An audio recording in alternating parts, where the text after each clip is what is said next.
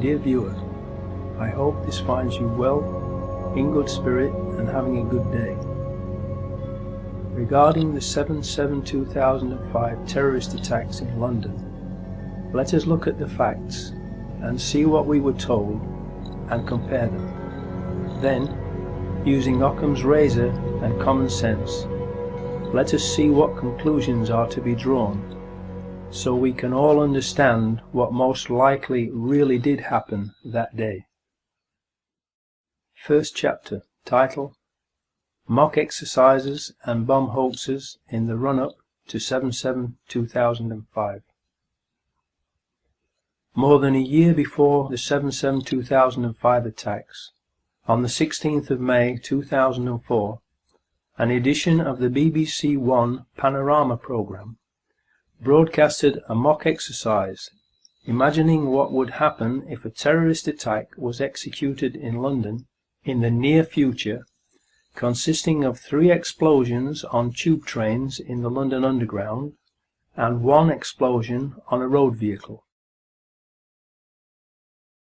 The following excerpt from the BBC programme gives us a good idea of why this programme was made. If there are now bombs going off above ground, in this case a lorry being attacked, it could happen anywhere. So the potential for mass panic across not just the capital but the whole country is very much with us. I think therefore we need to look at more serious measures. We do have reserve powers in effect to take over the BBC if we were to wish to, and to get them to broadcast whatever we wanted them to broadcast. Those powers are there in the Broadcasting Act. My advice to the Prime Minister would be not to use those, but I think we should be talking to the broadcasters about having the Prime Minister on the air very quickly. You wouldn't disagree with that, Michael, at all? No, I entirely agree that the Prime Minister should be out there, and we shouldn't be using the powers to bring in the BBC, but we should certainly be talking to the broadcasters about the way in which the coverage is going to be organised. Please note well that he said the coverage is going to be organised. In other words, he was saying that they would write the script for and then edit and control the media coverage of an event in which there were 3 explosions on London tube trains and 1 on a road vehicle, if such an event were to take place in the near future. The question that begs to be asked is this: was that what they were actually in the process of planning, and precisely the reason for that programme? This is the kind of terrorist attack the government repeatedly says is going to happen. We've been absolutely clear, we can't guarantee that there will never be an attack. It's quite likely that they're planning one now. I am wondering about the purpose and effect of this very programme. This BBC Panorama programme appears to have been used by those behind the 7/7/2005 attack as the means by which the media's response to the attack in the near future was studied, so it could be controlled and directed towards their own ends. Mr. Price plays the bad cop and issues the threat of taking over control of the BBC, and then Mr. Portillo plays the good cop and says that there is no need to do that as long as the BBC behaves itself and broadcasts whatever they want them to. The good cop, bad cop scenario is just theatre, to deceive the viewer. The reality is that the BBC is a government propaganda machine and is already, and always has been, controlled and used by the government. The headlines at 9 o'clock. In the past hour, there have been 3 major explosions on the London Underground. The first occurred at 8:10 on the Piccadilly line between Knightsbridge and Hyde Park Corner. The second at 8:16 on the Central line between Tottenham Court Road and Oxford Circus. And the third at 8:27 as a train was arriving at Vauxhall Station from Stockwell on the Victoria line. Emergency services have been called to all 3 scenes. There are no reports available yet on the number of casualties, and the police have said that it's too early to identify a possible cause. London Underground is now closed, and the police are asking people not to travel. 350,000 people alone are making their way towards the City of London at this point. And if the access overload system has been triggered and they can't get onto their mobile telephones, this will have profound implications for them, the next of kin. We can now confirm that a tanker carrying chlorine has exploded at the junction of Shoreditch High Street and Commercial Street. Chlorine is extremely toxic in this form, and the police are issuing express warnings to people to stay indoors, close windows and remain there until the all clear is given. In the days leading up to 7/7/2005, there were hoax bomb scares in Nottingham and Sheffield. There will be more about Sheffield and South Yorkshire Police, whose headquarters are in Sheffield, later in this video. Were these false alarm hoaxes meant not only to cause panic and confusion, but also to lull everyone into a false sense of security, and into thinking that the initial reports in London on 7/7/2005 would also be false alarm hoaxes, so people would ignore them until it was too late? Second chapter title: Peter Power, Dupe or Accomplice?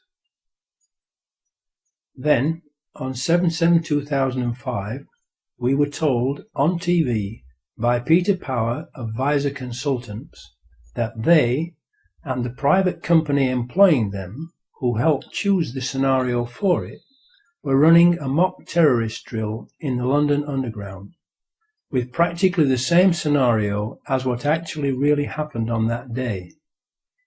In other words, the actual mock anti-terror drill that the BBC Panorama programme of May 2004 had outlined had been chosen by Visor's client to be carried out on the very same day that 4 Muslim suicide bombers also chose the same scenarios that Visor's client had chosen for the mock drill, causing real and devastating explosions on 3 London tube trains and 1 road vehicle.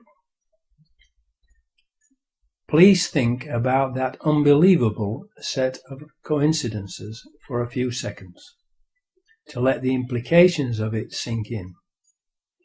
Then, please ask yourself, what are the odds against all of that happening by chance? Just to get this right, you were actually working today on an exercise that envisioned virtually this scenario. Almost precisely. I was up until 2 o'clock this morning because it's our job, my own company, Visor Consultants. We specialise in helping people to get their crisis management response. How do you jump from slow time thinking to quick time doing? And we chose a scenario with their assistance which is based on a terrorist attack because they're very close to a property occupied by Jewish businessmen. They're in the city, and there are more American banks in the city than there are in the whole of New York.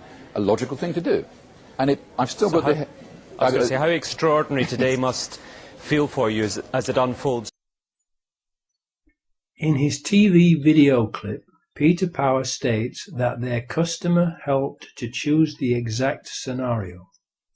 I repeat, Visor's customer helped to choose the exact scenario. To this day, Peter Power refuses to publicly identify the customer who chose the exact scenario. Why? Since then, he has claimed that it was for London-based information giant Reed Elsevier, which interestingly has links to the arms trade, the military-industrial complex, and Defence Systems and Equipment International. A subsidiary, Spearhead, organised defence shows, including an event where it was reported that cluster bombs and extremely powerful riot control equipment were offered for sale. Reed Elsevier's European head office is in Amsterdam, and so is the Israeli security company ICTS. I said Peter Power claimed that the company was Reed Elsevier because it doesn't make sense. Why would a publishing company want to run an exercise involving blowing up tube trains? How could that affect a publishing business? Why would a publishing company need to go from slow time thinking to quick time doing just because some tube trains had blown up? It smells fishy and unreal. I, for one, along with many others, Do not believe or trust him. In the BBC Conspiracy Files 77, he backtracked and stated that it was entirely office-based, involving 6 people, whereas initially he said it was for a company involving 1,000 people. And we sat everybody down in the city, 1,000 people involved in the whole organisation, but the crisis team... We know from other sources that there was at least one live drill being carried out that day, involving lots of people, including policemen. DCI Steve Williams of South Yorkshire Police, all the way from Sheffield, was there, in London, taking part in a training drill that day. It has also been observed that on Luton Station car park CCTV video footage, both on the day of the practice run, the 28th of June, and later on 7/7, there was a dark-coloured Jaguar present in the Luton Station car park that appears to have been the car of their handler. Did the Jaguar's driver provide them with the backpacks? Who was driving that Jaguar? Third chapter title: Foreign Security Firms. Can they be trusted? Verint Systems is the security firm that is responsible for the CCTV surveillance cameras in the London Underground rail network, and it is an Israeli company with approximately 1,000 employees. No CCTV footage of the 4 Muslims boarding the tube trains has been released by Verint, who claim that their cameras were not working. Why? Because the 4 Muslims were not on the tube trains that blew up. Fourth chapter title: The 4 Muslims, actors or patsies? We were also told that the training exercise involved 1,000 people and, of course, amongst those 1,000 people would have to be the 4 people who were recruited to play the parts of the mock terrorists.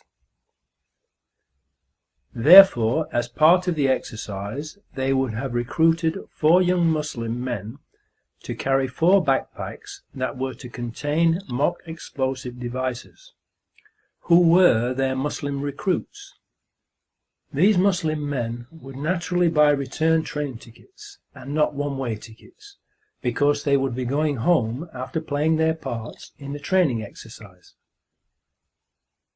One of them, the oldest, who would be considered the ringleader of the group because of his age, would have been asked to make a suicide video prior to 7/7/2005, being told it would form part of the training mock terrorist exercise, in order to make the exercise, and possibly a film to be made of it, look as realistic as possible.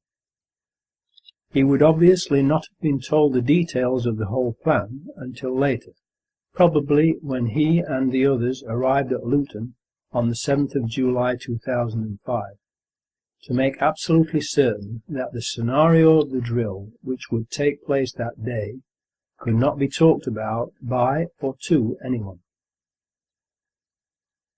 The second oldest would also be asked to make a similar video as a backup for just in case anything went wrong, and or the oldest pulled out of the drill before the 7th of July 2005.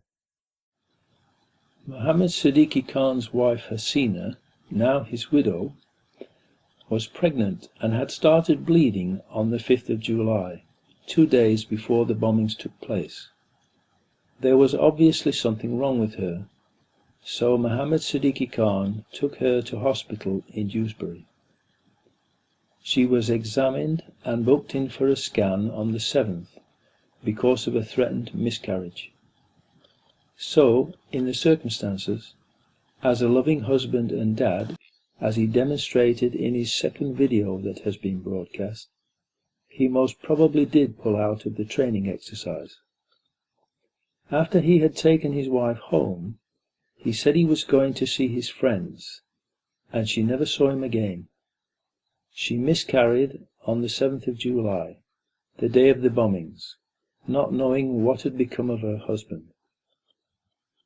The petrol attendant at Woodall Services on the M1 motorway, where Shazad Tanweer stopped for fuel in the Nissan Micra, says he only saw two people in the car, Shazad Tanweer and Hasib Hussain, as can be seen in the CCTV footage. So, it is quite possible that Mohammed Siddiqui Khan never made the trip to London, but was grabbed in Leeds and disposed of.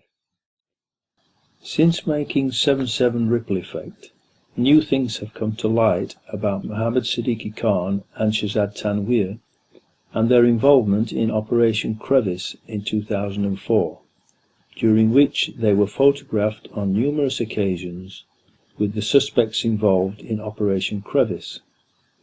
However, they were not investigated, whilst the others were not only investigated. Omar Khayyam, Anthony Garcia, Wahid Mahmood, Jawad Akbar and Salahuddin Amin were arrested, charged and convicted of terrorist charges. Among the remaining 40 were two men, whose names were to become notorious: Mohammed Siddiqui Khan, the alleged ringleader of the July 7 bombers, and his alleged right-hand man, Shazad Tanweer.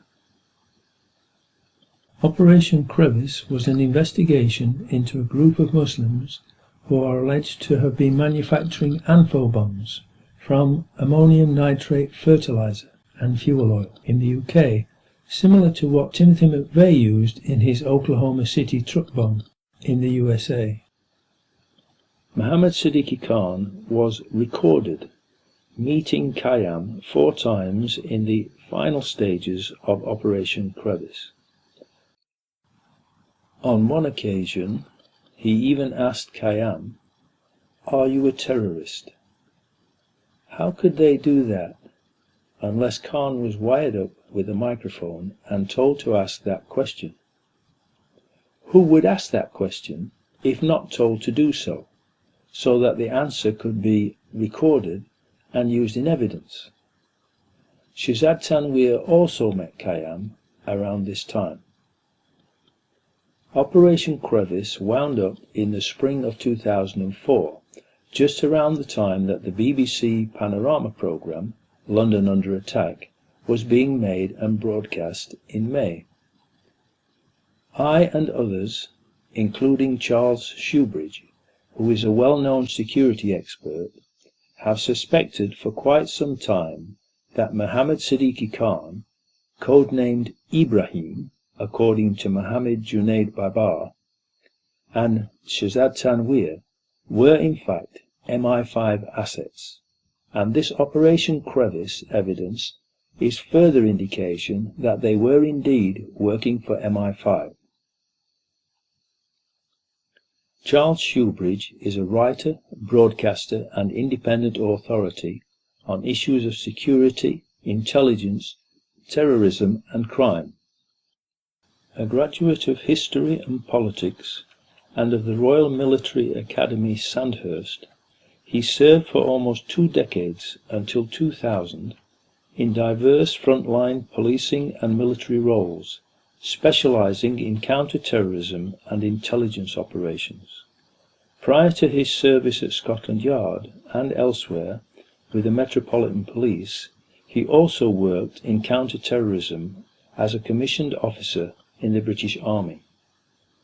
He has made numerous TV, radio and newspaper contributions, including as one of the host presenters of the critically acclaimed TV series Crisis Command. Well, with me now in the studio, Charles Shoebridge, former anti-terrorist intelligence officer with the police here in London. Is this a big miss by the authorities? Well, I think we've already established, actually, in the panoply of information that's emerged since the 7th of July attacks that suggests that certainly Khan and certainly Tanweer were known to the security services to varying degrees. That has emerged already, but there's no question that this new information, which I think sounds credible, certainly it's the sort of information that is given to police quite regularly about the activities of Islamic extremists and others of terrorist interest, should have added to that picture. And so once again, we're talking about the intelligence game, if you like, of a jigsaw, if, in effect, putting together all these disparate elements of information to come up with a profile of a person and assess the risk from that person correctly. That isn't what happened in this case. Yeah, because we've got what this man says he did, and there's new information just this week from the United States saying that the US tipped off the British authorities about Mohammed Siddiqui Khan anyway, and then there was the original sort of admission, which came quite late, from the security services here, that they were aware of him and that they'd been following him tangential to another investigation. I mean, it does all mount up, it seems, over time, that there was more and more information there. No, that's right, and I don't think, again, that's a surprise to people who actually worked in the industry, if you like, of intelligence. It was always going to be highly improbable that somebody comes straight out as what the media was calling a clean skin and suddenly becomes a suicide bomber. Well, the media led on by briefings from the authorities. I think that's absolutely right, and there was a good reason for that, I'm sure, which was, from their perspective anyway, which was, of course, if these are clean skins, how can we blame the security services for not having been on their trail? As it's turned out, as I think was predictable and predicted, this has turned out to be not the case. Really, the level of information that was coming in about Khan, particularly if these American reports especially, which now seem to be being backed up by the actual American authorities, not just appearing in an author's book, that they tipped off the British about the specifics of Khan. And this was quite a serious plot in the United States that we were talking about, an attempt to blow up synagogues and so on. The amount of information coming in and the quality of information coming in, the fact that that has been so consistently overlooked, it would appear, by the Security Service MI5, to me suggests really only one of two options. Either A, we've got a level of incompetence that would be unusual even for the security service, but B, possibly, and this is a possibility, that this man Khan may even have been working as an informant for the security service. It's difficult otherwise to see how it can be that they've so covered his tracks in the interim. Interesting. Thank you very much. The only logical explanation for Mohammed Siddiqui Khan, codename Ibrahim, and Shahzad Tanweer not being investigated as part of Operation Crevice, and asking Omar Khayyam if he was a terrorist, so that it could be recorded as evidence, is that they were working for MI5 and were sent to infiltrate the group and report back to MI5. This would give another possible explanation for the origins of the so-called suicide videos of Mohammed Siddiqui Khan and Shahzad Tanweer, who are reported to have frequently made visits to Pakistan to allegedly visit terrorist training camps. How did Mohammed Siddiqui Khan do that on a schoolteacher's pay? The most likely explanation now is that they were asked to make those videos by MI5 to give themselves some credibility with extremist Muslims and the terrorist training camps, so that they could more easily infiltrate them for MI5 and MI6, who would be financing them and their trips abroad. The same videos could then have been edited and used by the authorities after the 7/7 attacks to try to frame them. People in Beeston who knew them said that they looked younger in those videos than they looked in 2005, and that they did not talk like that, and the movement of their lips did not synchronize with what they were supposedly saying in the videos. Survivors and family members of the deceased have quite rightfully asked why MI5 did not arrest Mohammed Siddiqui Khan and Shahzad Tanweer as part of Operation Crevice, and thus prevent the 7/7 attacks from happening and save everyone who was affected by 7/7 from being murdered, maimed, injured, bereaved, or traumatized. The only logical answer is that they were British patriots working for MI5 all along, and then, when they had outlived their usefulness and knew enough to be a liability to MI5, especially if their cover was blown by Operation Crevice, they were set up as patsies and eliminated. As a further indication that they were working for MI5, former Justice Department prosecutor and terror expert John Loftus was filmed in an interview talking about Harun Rashid Aswad, whom we were told by the authorities was the mastermind behind the 7/7 attacks. John Loftus says that Aswat is an MI6 agent. Aswat is believed to be the mastermind of all the bombings in London. On the 7/7 and 7/21, this is the guy, we think. This is the guy, and what's really embarrassing is that the entire British police are out chasing him, and one wing of the British government, MI6, or the British Secret Service, has been hiding him. Now, we knew about this guy Aswat. Back in 1999, he came to America. The Justice Department wanted to indict him in Seattle because him and his buddy were trying to set up a terrorist training school in Oregon. So they indicted the buddy, right? But why didn't they indict him? Well, it comes out, we've just learned that the headquarters of the U.S. Justice Department ordered the Seattle prosecutors not to touch Aswat. Hello. Now, hold on. Why? And that's, well, apparently Aswat was working for British intelligence. Now, Aswat's boss, the one-armed Captain Hook, he gets indicted 2 years later. So the guy above him and below him get indicted, but not Aswat. So all of a sudden, he disappears. He's in South Africa. We think he's dead. We don't know he's down there. Last month, the South African Secret Service come across the guy. Yeah, now the CIA says, oh, he's alive. Our CIA says, okay, let's arrest him. But the Brits say no again? The Brits say no.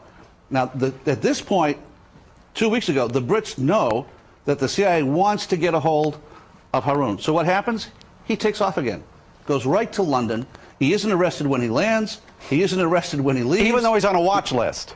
He's on the watch list. The only reason he could get away with that was if he was working for British intelligence. He was a wanted man. And then takes off the day before the bombings, as I understand it? Yeah, and goes to Pakistan. The Pakistanis arrest him. They jail him. They jail him. He's released within 24 hours. We were told by the British authorities that the alleged bombers made phone calls to Aswat prior to the explosions. Aswat came into the UK towards the end of June 2005 through the port of Felixstowe.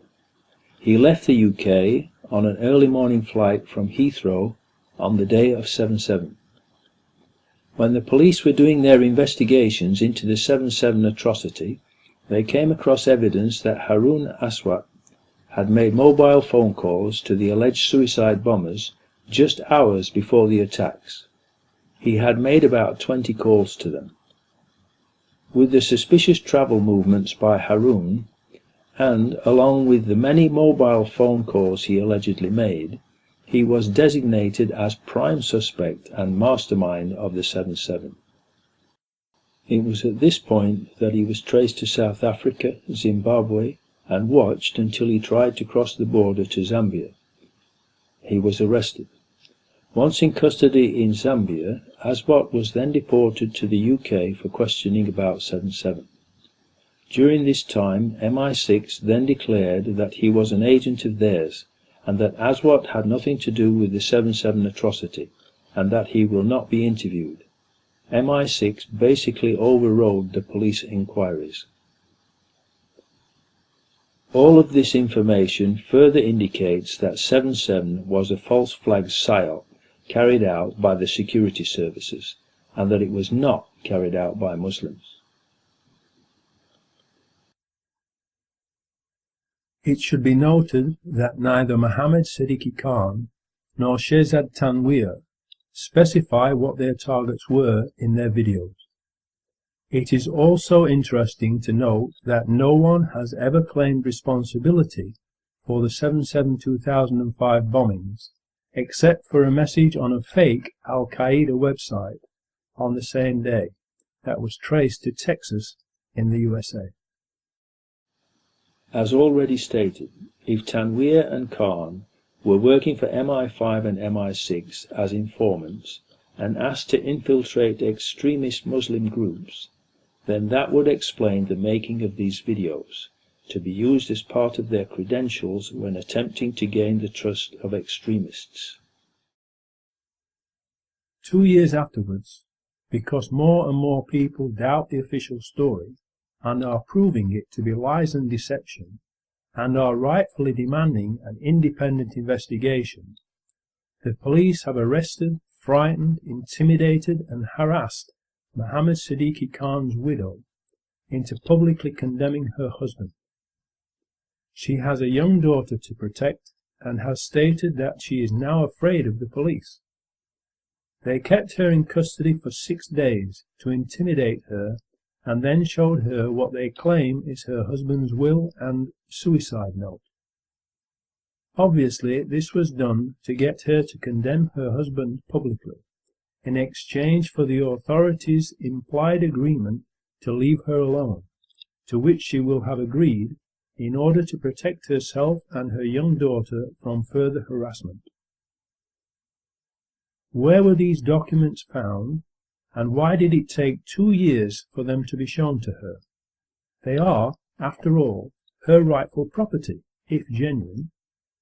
2 years is ample time to forge a short handwritten note and signature on a will.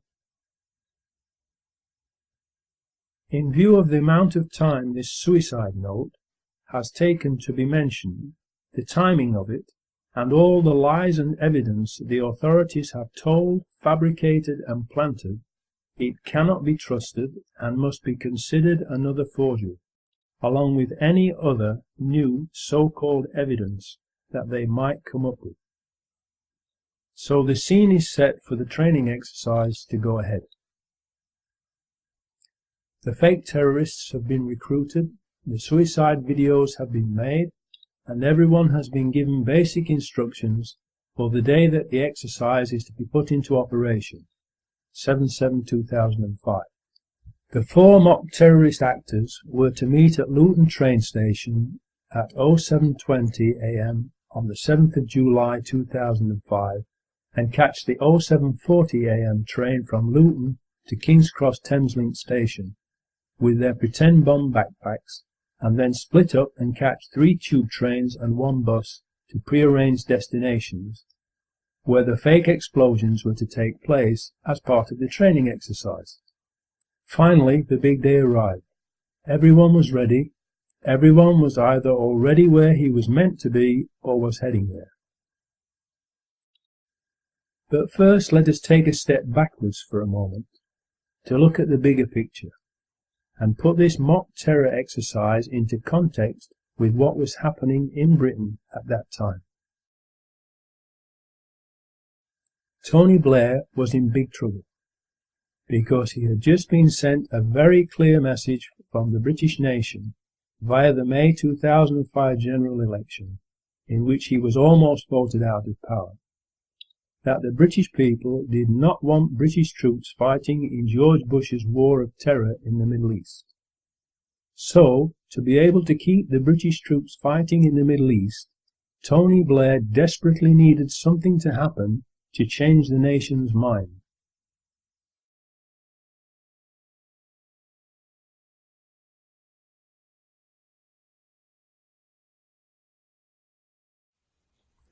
Gleneagles. Tony Blair, George Bush, G8 meeting. Agenda of addressing world poverty, forced on them by Live 8 concerts around the world, but not for long. Their lucrative, evil, phony and very unpopular war on terror, which is really a war of terror, will promptly return to the top of the agenda with 4 big bangs.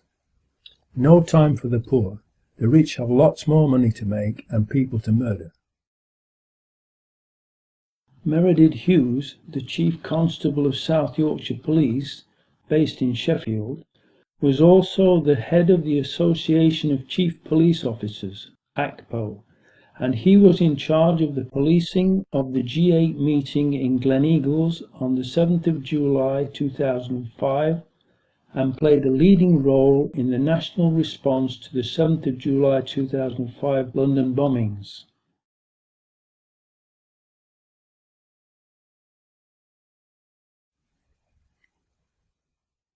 Leeds, where 3 of the Muslim actors lived and were recruited, and where the oldest, Mohammed Siddiqui Khan, was befriended by the local police and was regularly called upon by them to help them to sort out gang rivalry problems.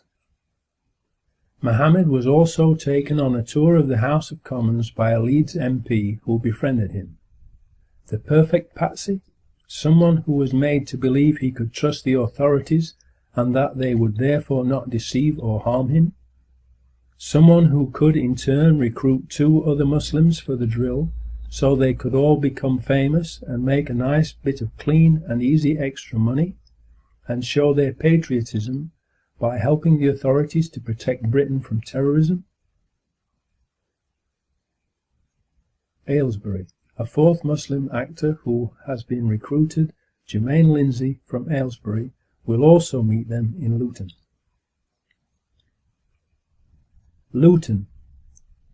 Transport security firm ICTS, another Israeli company, has an office just a mile away from the Luton train station, which is suspected to be where the Muslim actors received their final instructions before setting off for the train station.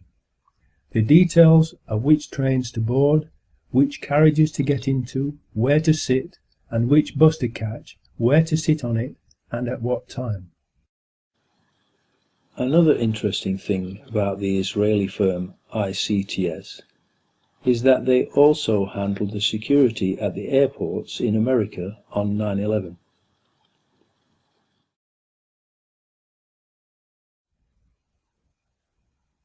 London.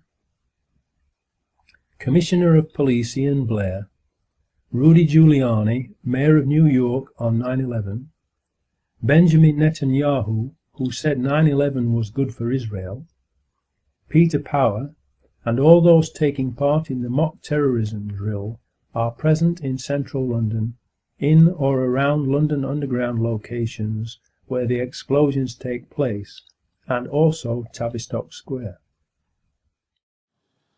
ICTS also have their UK head office in Tavistock Square, right next to where the number 30 bus blew up, but more about that later.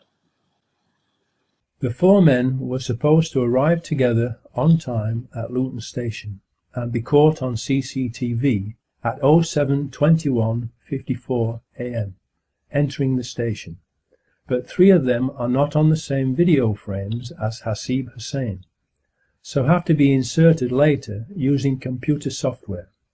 Hence the obviously and very badly doctored official single-frame, time-stamped photo that we have been shown from the CCTV outside Luton Station. They can't show them moving because it has been faked. That's why they show only one single-frame still photo. Why did the authorities have to fake this photo? They would have had to fake it because 3 of the actors missed the tube trains that they were supposed to catch and which blew up without them being on board.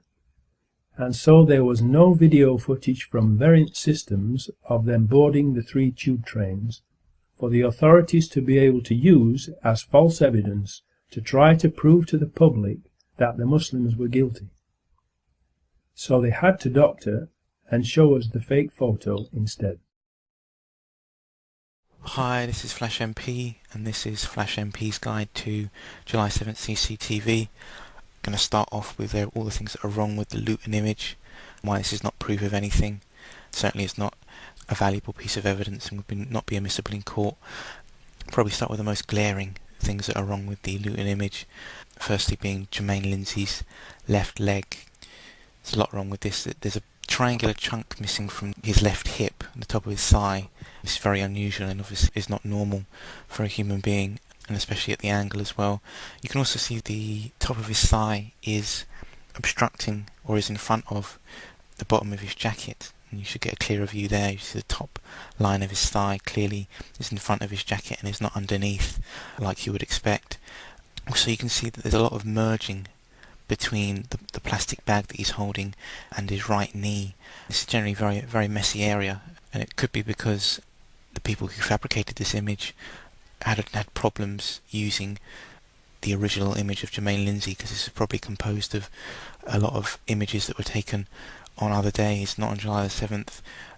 And this is why you probably have the problem with the legs, because Jermaine Lindsay is obviously holding a plastic bag, and they may have only been able to use the the upper body part and not being able to use the legs, perhaps because the legs weren't walking in the right direction for this image, or they didn't have the right resolution, or they may have just not looked right and would have looked even more of a hatchet job than this looks. There's a lot of fusion there between his thigh and his right knee, between that and the plastic bag. There's also a sort of another triangular chunk missing at the bottom where his ankle should be, and this again is not normal. It's not a normal characteristic for a human being. Okay, and on to the next anomaly, which is Mohammed Sadiq Khan's lower left arm, or lack of it. Mohammed Sadiq Khan is the man standing behind Jermaine Lindsay in the white hat. Doesn't appear to have a lower left arm in this image. Some people have said that his arms folded across his stomach, or is somehow bent behind Jermaine Lindsay. But as you can see in both those close-up images, there's no elbow that's visible. And if you look behind, you'll see the glass wall where the reflection should be. Whether that's an authentic reflection is unknown. Probably unlikely because there's no left arm there, so it's unlikely that Mohammed Sadiq Khan was standing there on this day. As you can see, there's a glass wall and it comes down behind, and what you see is Mohammed Sadiq Khan's left arm come down, stopping what is essentially just a straight line. There's no elbow there at all, and what you'll see behind is the glass wall at Luton Station.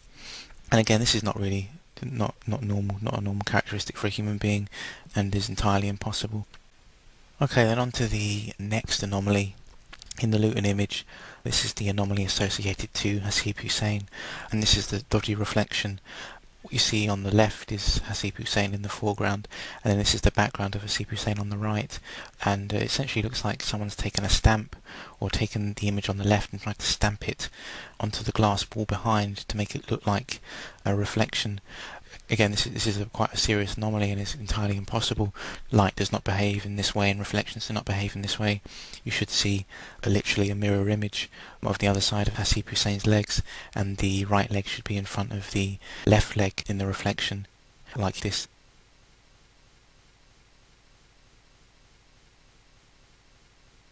Okay, then let's move on to the next anomalies in the Luton image. The next anomalies are associated to Shazad Tanweer, who's on the furthest right in the image, in the dark hat. There seems to be some sort of impact on the bus stop here. It's very wobbly, it seems to have been disrupted in some way, and that is not present in, or is not the same in the dummy run image, which is taken from supposedly the same camera at the same angle. And as you can see, the bus stop is a lot straighter, very solid. It's also important to note in the dummy run image that Mohammed Sadiq Khan is wearing the same hat that he's wearing in the Luton image. Also, it's important to note that in the top right hand corner there's some kind of code, perhaps another kind of time and date code, but that's missing from the other image, supposedly July 7th. Also, this image seems to show less of the bus stop than the other image. The police may not have been complicit in the falsifying of the Luton image, however it is quite unlikely, seeing as it was presented in such a way by the police. Okay, then the next image is of Hasib Hussein. This has been used again, like the Luton image, in a lot of media reports, a lot of mainstream media reports, as proof or as evidence that the men were in London on July 7th and were able to carry out the bombings. But this image is proof of nothing really. It's unknown where this image was taken. There's no time or date code. The other three men should be around him and none of them are visible. This image is really proof of nothing and shouldn't be used in any kind of report, mainstream media or not, to substantiate any claims that these men were responsible for the bombing. Also, this image seems to contradict police claims that they travelled together. The other three men should be visible around him, but they're not. Again, this has no time or date code. It's impossible to tell when it was. The question should be asked, why are the police presenting this image as proof? Why are they so eager to put Hasib Hussein and the other men in the frame? And what I was basically trying to show in this video is that even though these images have been used in mainstream media reports, they're really not proof of much, and any report that contains these images is inaccurate, and that issue needs to be addressed. I was also trying to show that the evidence that is available, such as the IDs that were found at the scene and the papers that were found at the scene, is very important if you don't have any CCTV. Of course, some people are going to say that DNA was found at the scene and the papers were found at the scene, and surely that's conclusive proof. It's not impossible to plant DNA at a scene. It's not impossible to plant small fragments of flesh and bone at a scene. It's not difficult. It's definitely not difficult to plant IDs, especially as there are anomalies in the way the IDs were found as well. It's not impossible. Why do the images of the three on the right look blurred when compared to Hasib Hussein on the left? Is this a cut and paste leg? Why the extremely blurred face? This technique matches exactly what is known as the smear tool in image manipulation software. Mohammed Siddiqui Khan in the white hat is standing in front of some railings. The top railing partially merges with his face. The middle railing runs behind him, showing that he is in front of it, and the bottom one runs in front of him. How can this be possible? Try doing this yourself while standing straight up with a backpack on. This bar here going through Khan, you've got this bar going through his head, okay, and that bar going through his waist. Now I'll just get down so you can see where Khan's head would be. It goes right through his face like that, okay, in the famous picture you've all seen. The top railing is waist high, approximately 3 feet 6 inches. So Mohammed Siddiqui Khan would have had to have been a dwarf for the railing to be at his head height, and we know he was not a dwarf. Please note the difference in clarity between the trial run pictures on the 28th of June 2005 and the 7th of July 2005. Please note the difference in the shape of the curb in the two photos. This image has clearly been fabricated, possibly by our intelligence services or police, in order to frame these four patsies. Lots of video experts have analysed this Luton Station photo and all agree that it has been fabricated, which is a criminal offence. The fact that it has been fabricated would have any case brought against the alleged bombers thrown out of court, and the fabricator arrested for attempting to pervert the course of justice, which, as I know from my recent experience, carries a maximum life sentence. Remember what Michael Portillo said on the May 2004 BBC Panorama programme. The coverage is going to be organised. So far, they are apparently running according to the training exercise plan and on schedule.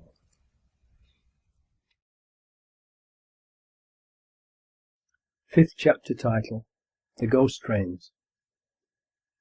Unfortunately for the people who have organised the event, the train that the four Muslim actors are supposed to catch, the 0740 AM train to King's Cross Thameslink, has been cancelled, and the next one too, so they cannot possibly make it in time to catch the tube trains that they were supposed to catch as part of the training exercise. The best laid plans of mice and men often go awry, as the hand of God interferes.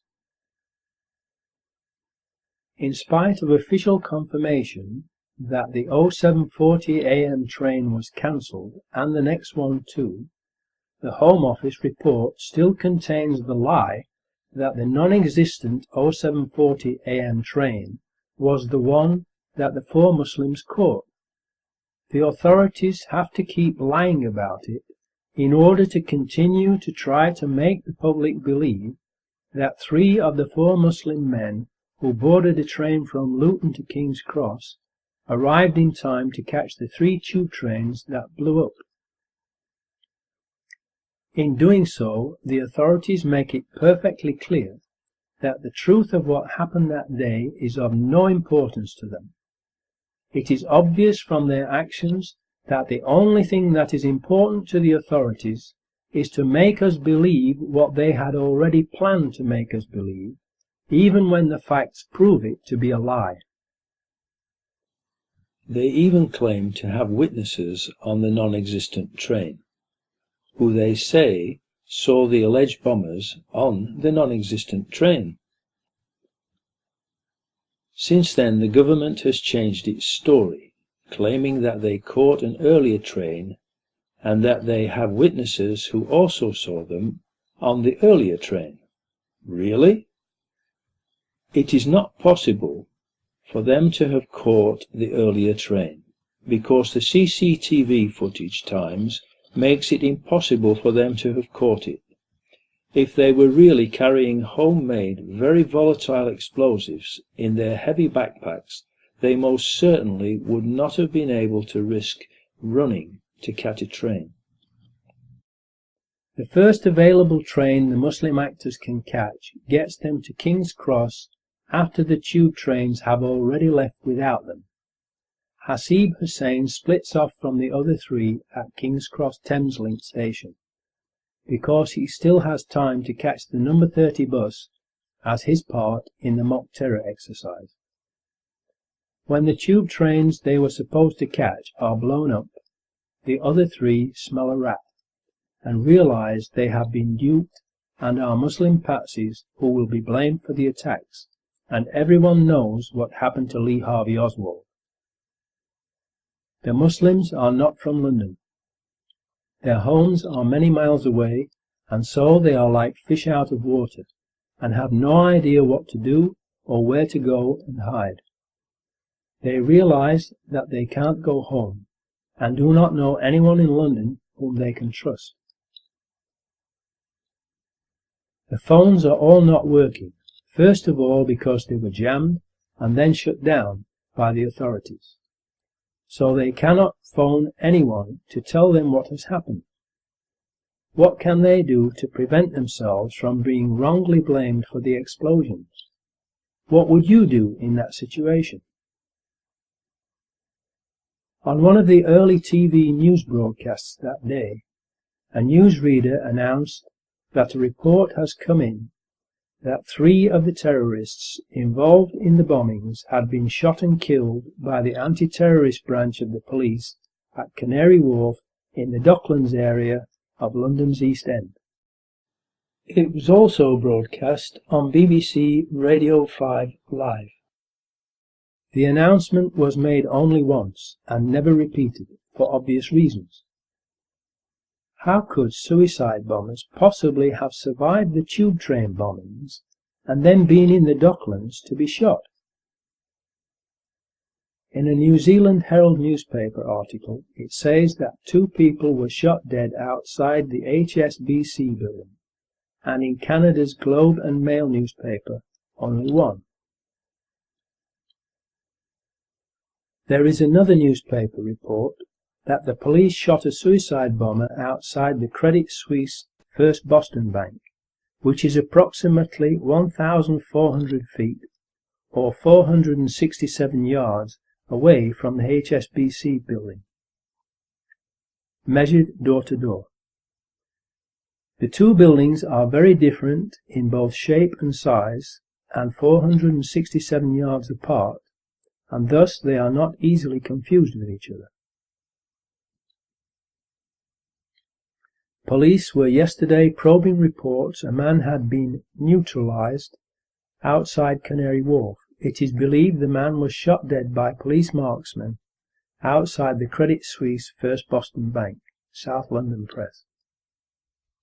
Tell me, the rumours that a police sniper shot dead a suicide bomber at Canary Wharf, do you know anything about that?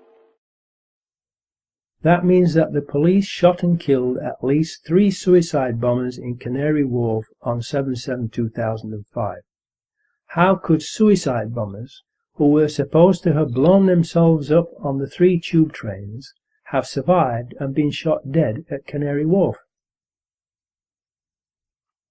If we have at least 3 of the 4 suicide bombers shot dead at Canary Wharf, and we know they weren't on the tube trains that blew up, because the 07:40 AM train from Luton to King's Cross was cancelled that day, then we have overwhelming proof that they did not blow the tube trains up, and that the blowing up of the 3 tube trains was an inside job. At the Canary Wharf Docklands site there are media companies for the Muslim patsies to have told their story to and cleared their names if they could. And two possible escape routes: via air from the nearby London City Airport that has flights to 34 destinations in the UK and Europe, and, if they couldn't fly out, there was the possibility of getting a boat across the Channel to France. Sixth chapter title: The Number 30 Bus. The fourth Muslim backpacker, Hasib Hussain, who has been blamed for the number 30 bus bombing, is reported to have been seen wandering around London, going into McDonald's and eating a beef burger. He is reported to have tried unsuccessfully to contact the other three by phone on Euston Road outside King's Cross at 08:55 AM, but the phones were not working because they were first of all jammed and then shut down by the authorities. If these young men were truly suicide bombers who were supposed to have blown themselves up, why would he be trying to phone dead people? However, if they were merely actors playing the part of mock terrorists in a training drill, then trying to phone them would make more sense. What happened to him? He was the youngest of the four, only 18 years old, and described, by those who knew him, as a gentle giant. Therefore he was possibly the least worldly wise, and he was also on his own in a strange city and a long way from home. He might not have realized he was in danger of being framed as a patsy, believed all the chaos around that part of London was just part of the mock terrorism exercise that he was part of, and so just continued with his assigned role, which was to board a certain double-decker bus at an appointed time and sit at the back of the top deck. A double-decker upon which a large advertisement for a play had been placed on one side, reading, "Outright Terror, Bold and Brilliant." Please think about that sign on the side of the bus and the sick minds of the people who planned the attacks. Now this is where it gets weird, because we are told that Hasib Hussain started from King's Cross Thameslink station and was seen on a number 91 bus travelling west along Euston Road to Euston Station, where he caught the number 30 bus that would have then travelled east back along Euston Road, retracing his steps back to where he started from at King's Cross, if it had not been diverted into Tavistock Square. Why would someone carrying a large, heavy backpack do that, unless he was following a script, written by someone who knew in advance that that particular number 30 bus, registration LX03BUF, would be diverted into Tavistock Square, and that Hasib Hussain would therefore not be able to get on it at King's Cross Thameslink, which is where he had arrived at on the train from Luton? Only someone who is a stranger to London would do that without asking why, because it is a totally illogical thing to do for someone who knows London and knows that the number 30 bus goes past King's Cross Thameslink station, so that they could have caught it there instead. It would have been a complete waste of time, energy, money, and an unnecessary risk to take, and thus a totally illogical thing for a real terrorist to do.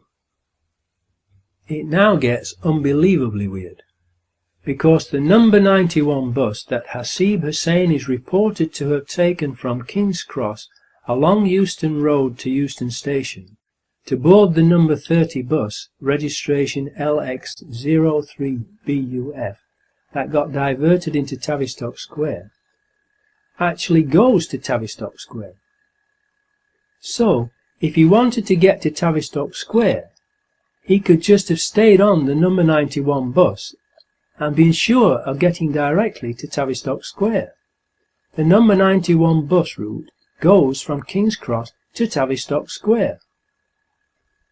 That is conclusive proof that that particular number 30 bus, registration LX03BUF, was part of Peter Power and his customers' mock terrorist drill, pre-rigged with explosives, like the 3 tube trains, and was pre-planned to be diverted into and blown up in Tavistock Square, rather than blown up by a backpack bomb. Whoever planned this obviously planned to kill Hasib Hussein with that bus explosion, so he could not tell anyone what had happened, just as they had planned to kill the other 3 Muslim actors with the explosions on the 3 tube trains. At 0900 AM, a number 30 bus, registration LX03BUF, left Marble Arch on its return journey to Hackney Wick. It arrived at Euston bus station at 09:35 AM and was then diverted from its normal route into Tavistock Square and stopped outside the medical offices of the BMA, where it was blown up at 09:47 AM as part of the terrorist exercise gone live. This also fits with the BBC Panorama mock terrorist programme of May 2004, where the explosion of a road vehicle was scheduled to take place after the 3 tube train explosions. The bus bombing in Tavistock Square has the hallmarks of a satanic ritual sacrifice, mimicking the Passover, with blood over the doorposts and lintel, later used in the Beijing Olympics' Sikh ritualistic closing ceremony. Tavistock House is where the infamous Tavistock Institute, that initiated the dark art of mind control and psychological warfare against the British people, was founded. Were they trying to tell us something? Or were they leaving a symbolic signature that only those in the know and few others would understand? Passover, PSYOP, so that any high-ranking Freemasons and Zionists who had not been privy to the plans of the false flag attack beforehand, and who are strategically positioned in places of authority throughout society, would quickly fall into line with their script? Notice the roof comes off the bus and the 13 umbrellas representing the 13 people they claim died on the number 30 bus in Tavistock Square.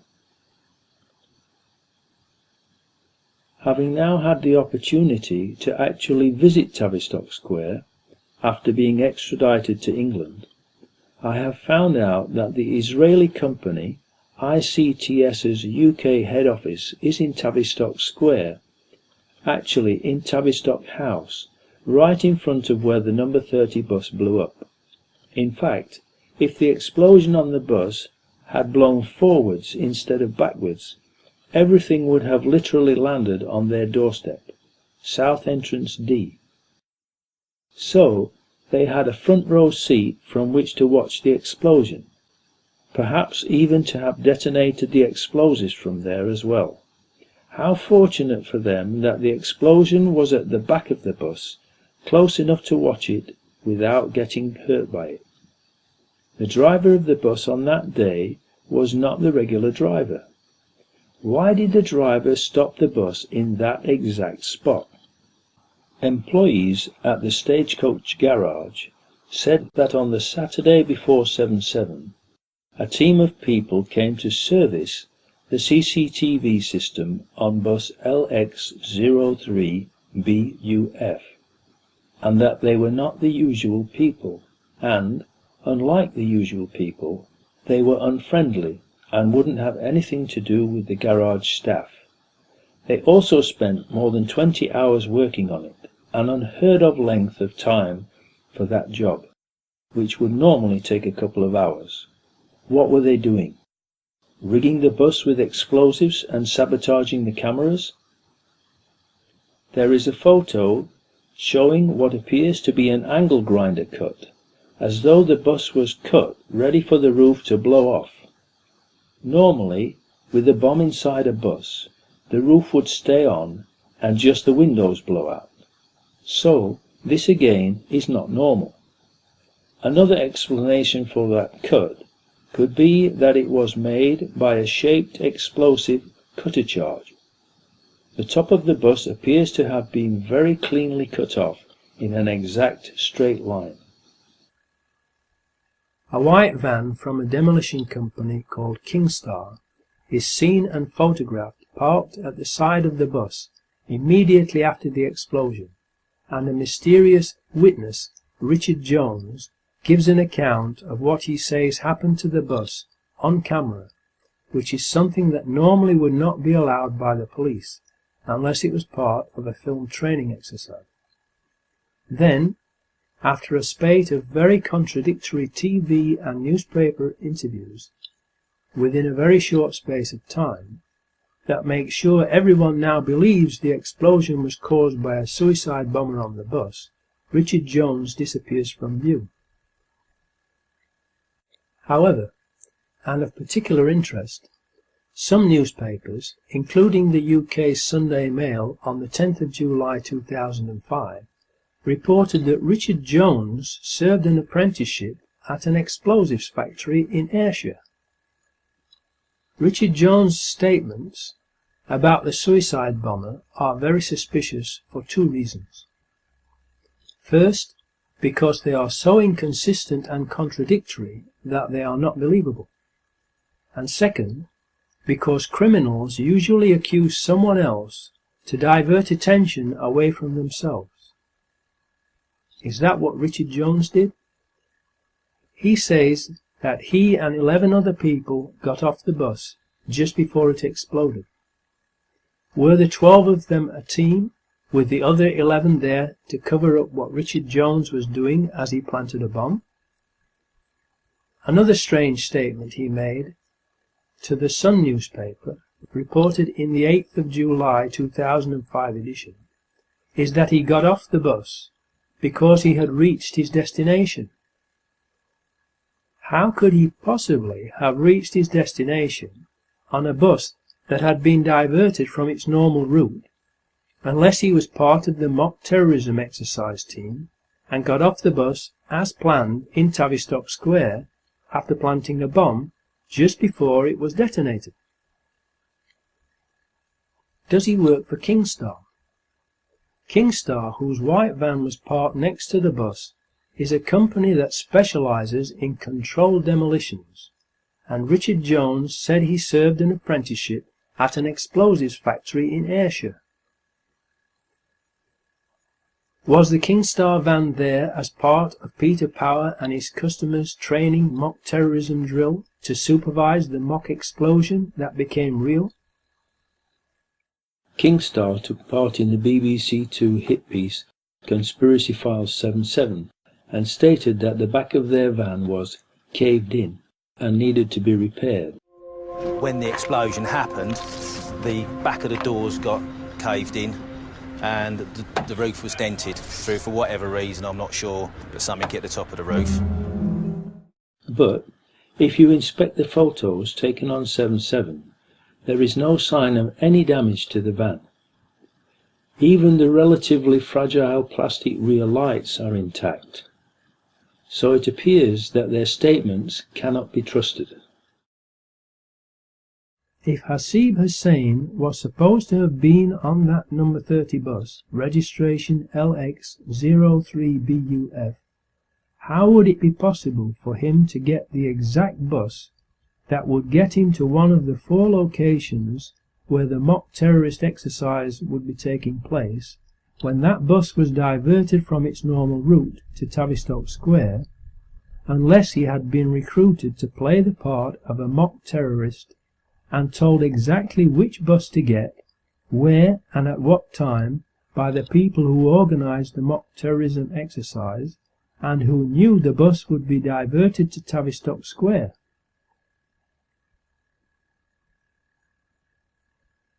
The odds against that happening by coincidence are unbelievable, and thus it is not possible that it was a coincidence. Another unbelievable coincidence is that all of the CCTV cameras at all 4 of the blast sites were not working that day. The 4 CCTV cameras on the number 30 bus were, just like the Israeli Variant Systems ones on the Underground, not working, and there are no reliable witnesses who can place Hasib Hussein on the number 30 bus. Richard Jones is an unreliable witness whose physical descriptions of the man he says was the suicide bomber does not fit with Hasib Hussein's appearance or what he was wearing that day. So there is no proof that Hasib Hussein was either on that bus or blew it up. Even so, he has been tried and wrongfully found guilty of blowing up the number 30 bus by the government-organized and controlled media machine, without a shred of real evidence. They claim to have found Hasib Hussein's ID in Tavistock Square. However, they also state that ID from another of the 4, Mohammed Siddiqui Khan, was found at all 4 separate blast locations. He cannot possibly have been in 2, never mind 3 or all 4 locations at the same time, proving that these items were planted after the blasts. How could their IDs have survived suicide bomb blasts? Millions of people are aware of the magic fireproof Mohammed Atta passport that was planted at the World Trade Center on 9/11. In light of these incidents, if ID from Hasib Hussein was found at Tavistock Square, it does not necessarily mean that he was on the bus and not somewhere else, or, if he was on the bus, that he blew the bus up. There is no credible witness who has placed Hasib Hussein on that number 30 bus, and that includes Lisa French, who took 5 years before she supposedly remembered seeing him, and then gets the bag wrong, saying it was a square laptop bag, not a big rucksack. Also, people who were sitting around the seat he is reported to have been sitting in did not see him. Does this look like a laptop bag to you?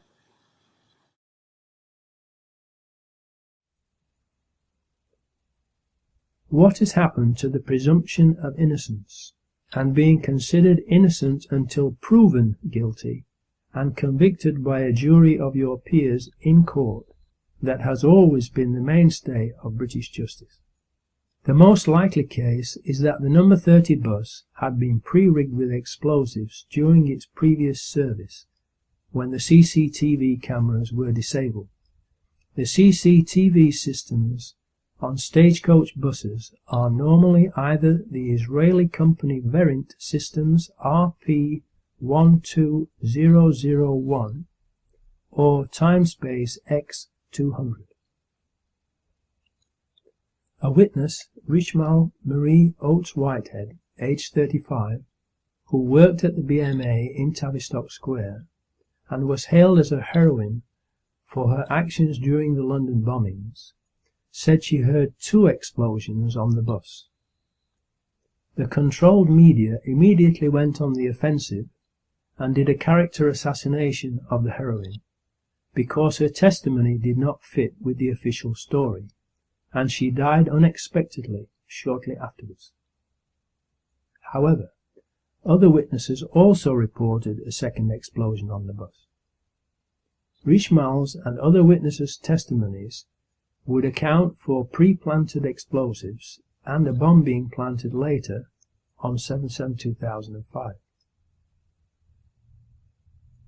What we can be certain about, though, is that, either on the bus or elsewhere, Hasib Hussein, like the other 3 Muslim patsies, was murdered. 7th chapter title, Pre-Planted Explosives. Witnesses of the tube train explosions state that there were no Muslims with backpacks and no backpacks or bags left unattended on the trains in the carriages that blew up, and the floors of the trains blew upwards from underneath, not downwards, as would be the case with explosives inside the trains.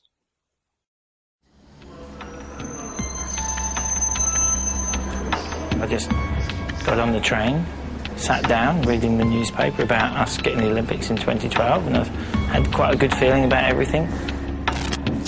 Sitting on the train, going to my audition.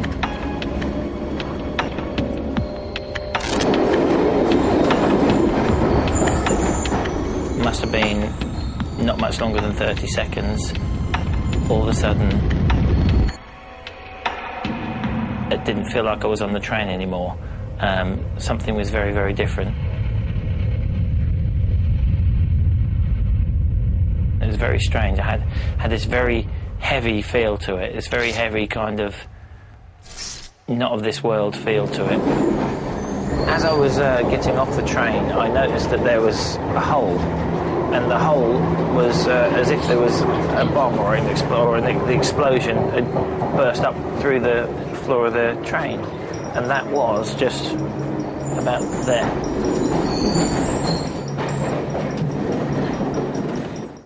Explosives under the train floors, powerful enough to rupture the carriage floors and bend them upwards, would also lift the carriages up off the rails and derail them, as did happen.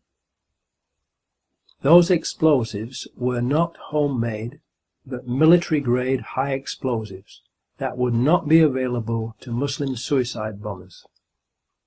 The official story was that they used homemade explosives, which has later been proven to be a lie.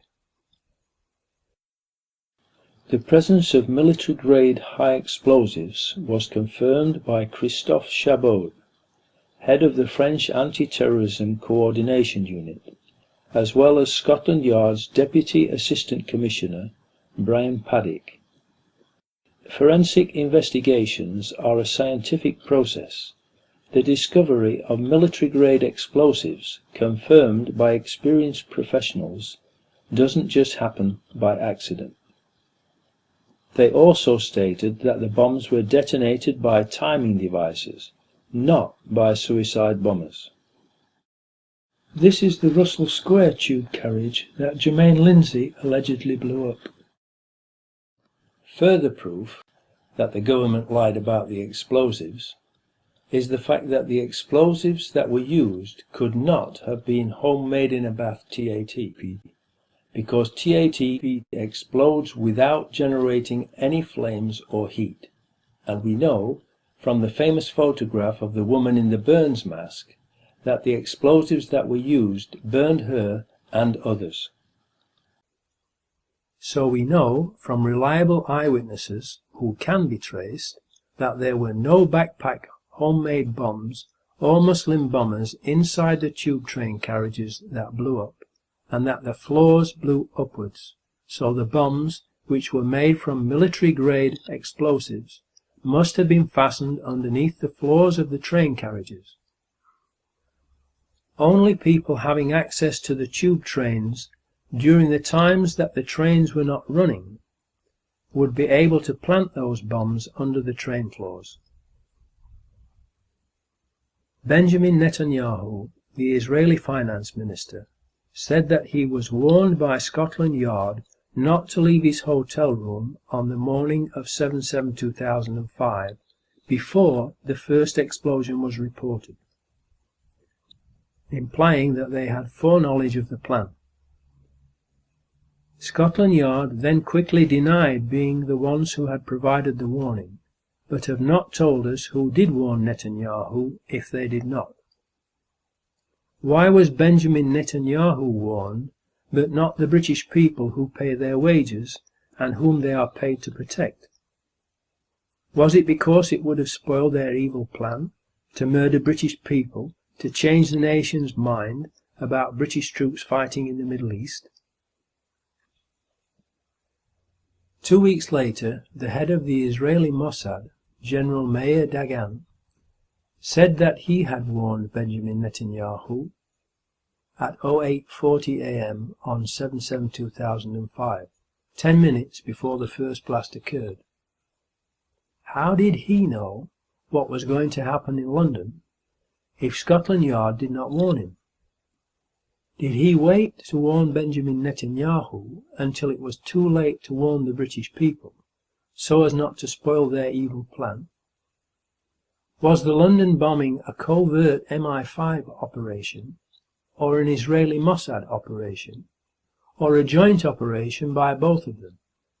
The British people have the right to know.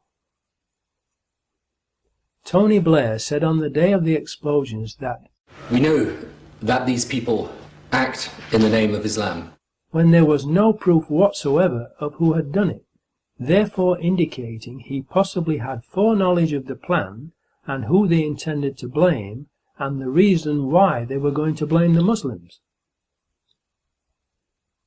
As proof that this was a slip-up and needed covering up, look at how the BBC later falsely reported his actual words, giving further proof that the BBC is a government propaganda machine and the coverage was organised, exactly as Michael Portillo said it would be in the BBC Panorama programme in May 2004. Later that same day, Ephraim Halevi, a former head of the Israeli Mossad, wrote in an article published on the Jerusalem Post website at 18:10 p.m. London time that the attacks had been carried out simultaneously with near-perfect execution. How did he know they had only been near-perfect? How could he have known what the perfect results should have been in order to know that the actual results were not perfect, unless he was in on the plot? How many more people had they intended to murder in order for it to be considered perfect execution? How did he know, at least 2 days before the London authorities released the information on the 9th of July, that the bombs were detonated simultaneously, unless he was in on the plot? As proof that this too was a slip-up, the Jerusalem Post article in question was completely removed from their website after people began to ask similar questions. The following day, Police Commissioner Ian Blair also made a slip-up on camera and said that there were 4 miserable bombers, and then very quickly corrected himself, showing that he too possibly had foreknowledge of the plan to use 4 Muslims as patsies.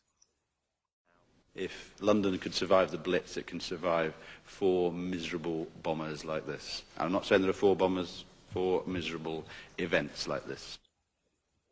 We are told that the first reports were of an electrical power surge that occurred, and then later we were told that there were bombs that exploded on the tube trains and that it was an Al-Qaeda terrorist attack, with Muslim suicide bombers carrying backpack homemade explosive devices onto the tube trains.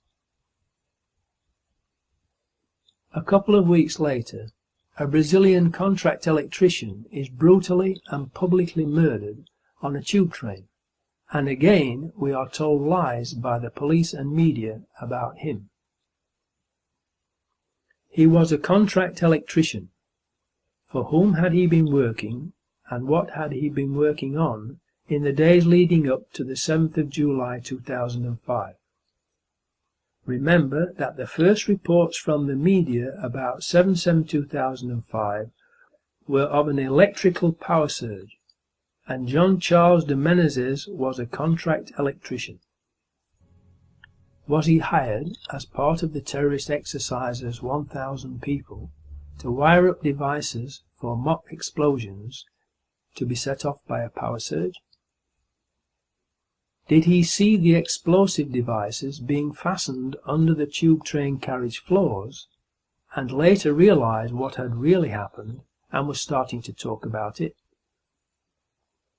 Did they, the hierarchy enslaving you, publicly execute him to shut him up and as a warning to others to keep their mouths shut? We have been unable to find out where he worked.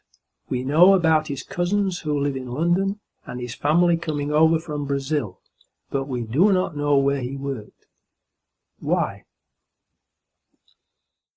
The murder of John Charles de Menezes is also very suspicious, because of what the authorities did, or, in reality, what they didn't do that day, which should have been standard operating procedure if they really did believe he was a suicide bomber wearing explosives. If they really believed he was wearing explosives, they would absolutely not have let him get on a bus or a tube train. They would have taken him down when he was in the middle of the street, equidistant from the buildings on either side of the street, in order to minimize the risk to the neighbors. They absolutely would not have let him get on a bus unless it was all scripted as another psyop to reinforce in the public's mind the attacks of 7/7 2 weeks previously. They let him get on a red bus to remind the public of Tavistock Square, and then onto a tube to remind them of the 3 tube bombings and keep the public in a continual state of fear, to make them more easily manipulated and amenable to allowing more anti-terrorist legislation to be passed, to remove even more of their freedom, and more draconian measures to be taken by the police, to protect them.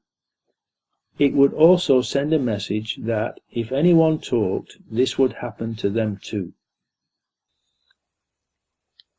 Who is the person calling himself Richard Jones and claiming to have been next to the suicide bomber on the bus and a witness to the bus bombing? And why did he tell so many lies? Why did Peter Power smirk, grin and giggle when he spoke about the coincidence that the exercise had turned out to be real, when lots of people had been killed and injured? What is funny about that?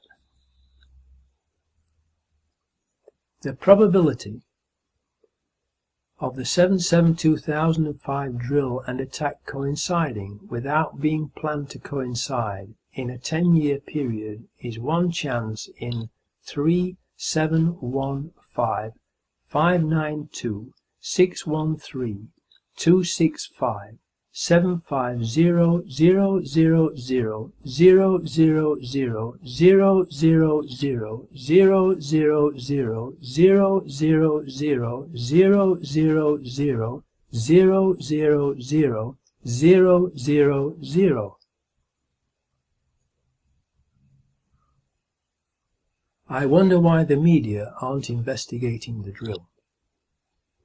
Why are Peter Power, Verint Systems, Richard Jones, Commissioner Ian Blair, the anti-terrorist branch who shot and murdered these innocent people, the Israeli Mossad, Tony Blair, and the government itself not under investigation for these horrendous crimes? 8th chapter title. Conclusion. The times of the trains and tube trains on that day have been carefully checked. The first train after 0740 am left Luton at 0756 am and arrived at King's Cross Thameslink station at 0842 am.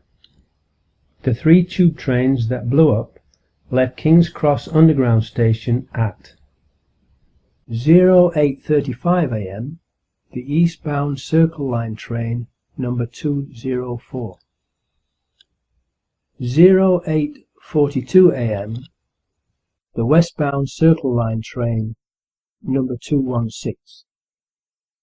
0848 am, the Piccadilly Line train south. It was therefore impossible for any of the 4 accused Muslims to have caught the tube trains that blew up. If we have at least 3 of the 4 suicide bombers being shot dead at Canary Wharf, and we know they weren't on the tube trains because the 0740 am train from Luton to King's Cross was cancelled that day, and the photo of them outside Luton Station at 07:21:54 AM is a fake, and that Hasib Hussain was part of the mock terrorism exercise, then we have overwhelming proof that the 4 accused Muslims were patsies and are innocent, and that it was an inside job, and that, like Lee Harvey Oswald, they too have been murdered to silence them. Whether the bombings were done by MI5, the Israeli Mossad, or both of them and or others has yet to be determined. But the one thing that we can be sure of is that it was not done by 4 young Muslims. The sham inquest, in which there were no autopsies, and which never looked into who carried out the bombings, showed even more holes in the government's official conspiracy theory. It was a complete sham and wasted millions of pounds of your money, from which they all made a fortune. Everything that was revealed in the sham inquest further undermines the official story, and reinforces my findings in the original version of 7/7 Ripple Effect. Absolutely nothing they have said since the film's first release on the 5th of November 2007 has undermined the truth of my film. Everything has confirmed its veracity. The most glaring hole in the government story, demonstrated in the sham inquest, is that there were 3 holes in the Edgware Road tube carriage floor that 3 people fell into, 1 into each hole, and that is the carriage that Mohammed Siddiqui Khan is alleged to have been on. Number 10 in the diagram is Khan. Number 13 is Daniel Biddle. Number 16 is John Tulloch. Please notice that Khan is not near the blast location in the police diagram above.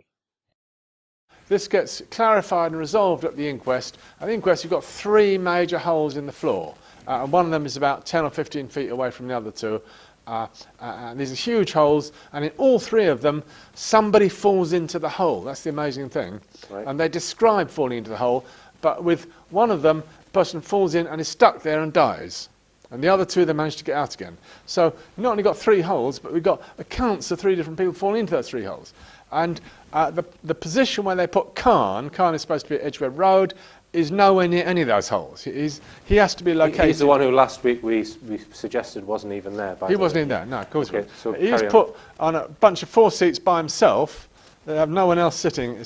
No one else sitting around him, because they don't want any witnesses to be questioned, saying no, I didn't see Khan, and no, I'm not blown to bits.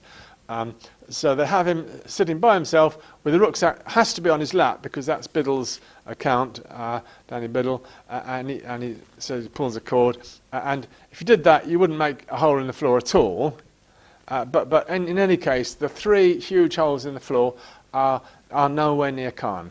So now, you wouldn't make 3 holes in the floor? Certainly not. 3 holes in the floor clearly shows a blast underneath the train. That's the key thing. Let me emphasise that in all these train stories, the most haunting, horrific factor that keeps reappearing is people with legs and feet blown off. This is what the government and the media totally ignore throughout this inquest, just as they totally ignored it back in the 2006 Greater London Senate hearing. They kept hearing the haunting things. Oh, how come my leg's blown off? How come my foot's missing? What we actually need is a map of the train showing everyone with legs and feet missing. Right. That would give you a kind of diagram. I think you'd find rather long areas down the centre of the train. You wouldn't find it, as it were, from the centre. So suggesting that there was explosives planted underneath the train. Yeah. Speaking of the Edgware Road, during my extradition journey to Belgravia police station, I was driven down Edgware Road by 3 SO15 anti-terrorist branch officers, and it was full of Muslims, Muslim shops and businesses, and Muslim people shopping and milling around. Ask yourself this: why would a Muslim suicide bomber want to risk blowing up Muslims? How would that advance his cause? In fact, why would Muslims want to blow up anyone in London when Londoners had been demonstrating in vast numbers against the war in the Middle East? it would be absolutely counterproductive. Who gained from it? Certainly not Muslims. The military-industrial oil complex, the weapons manufacturers, the oil companies and the Israelis all gained from it. The Muslims did not. Back now to the sham inquest. There were no autopsies. The incredible timing of the De Boer contract for the mortuary needs to be mentioned here in relation to the bombings. Based in Northamptonshire in the UK, the company De Boer had already completed several contracts for the Metropolitan Police. The De Boer team spent months visiting permanent mortuaries and attending meetings with London Resilience to suggest a suitable structure and interior design. 6 months later, on July the 6th, 2005, a document arrived at De Boer's UK headquarters, finalising what had been agreed for a future crisis response. Within 24 hours, the plan was being realised and implemented, with the creation of a temporary mortuary in the grounds of the Honourable Artillery Company near Moorgate Underground Station in central London. Source: London's response to 7/7, David Donegan, Office of the Strategic Health Authorities at an NHS. The following conversation that took place in the Lady in Justice Hallett sham inquest demonstrates how it was clearly a sham and a cover-up because of things like this. Mr. Chowdhury stated, "I have not seen the post-mortem report, but I thought that she was bleeding from somewhere. So, if the post-mortem says that she was not bleeding from anywhere, just had a spinal injury, I will be surprised." He was answered, "Since you ask about the post-mortem, can I simply inform you that, as with all the other casualties of the day, no internal post-mortem was conducted into Gladys Wundoa. So unfortunately, much as we would like the answers to the questions that you've asked, they don't." He then said, I'm absolutely sure that she had had internal injury as well as a spinal injury, and I'm absolutely surprised that a post-mortem has not been done through and through." They replied to him, "Well, Mr. Chowdhury, that isn't a matter to concern you." Sorry, we don't need to concern ourselves about that matter. Why were no autopsies done? You can't have a proper inquest without autopsies to find out exactly what killed them. One reason why they would not want an autopsy is because it would disclose what type of explosives were used, and prove the government's elaborate homemade explosives and 18 Alexandra Grove bomb factory story to be a total fabrication and a massive lie. The body count reveals no bombers. The first official body count on 2 of the trains was 1 body short. At the 7/7 sham inquest in November 2010, Dr. Morgan Costello gave evidence that he was asked to attend 2 scenes, Edgware Road and Aldgate, for the purposes of certifying the extinction of life. He counted 6 bodies at Edgware Road and 7 bodies at Aldgate, and declared these as life extinct. The enormous anomaly that passed completely unreported in the press was that the numbers should have been 7 and 8 if we count the bodies of the bombers. Aren't these 2 body counts extraordinarily powerful proof that there were no suicide bombers on the Aldgate and Edgware Road tube trains? We were told by very reliable sources that the bombs were military high-grade explosives detonated by timing devices, not by suicide bombers, and survivor Bruce Late says that Shazad Tanweer did not blow up Aldgate tube. Note that the man next to Tanweer, coloured green and given the number 8 in the drawing, was not killed. If Tanweer was blown into 52 pieces, how could this man next to him still be alive? Evidence presented to the sham inquest claimed that Tanweer and Khan were blown into a large number of different pieces by their bombs. But how would this be consistent with the fact that almost all of the other serious injuries in those coaches were lower limb injuries, the feet and legs, indicating that the bomb was at floor level, not on someone's back? Also, it has been reported that Shahzad Tanweer's body and head were blown into so many small pieces that he was unidentifiable, and that's why he did not show up as part of the body count.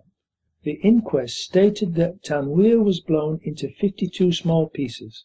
However, a couple of 7/7 investigators spent some days in the Beeston area of South Leeds in 2006 and were able to speak to members of the families and those who knew them. Two friends of the Tanweer family related the astonishment which the latter experienced upon being given back the body of Tanweer and finding it relatively intact. Remember that Bruce Late said that Shahzad Tanweer was not on that train.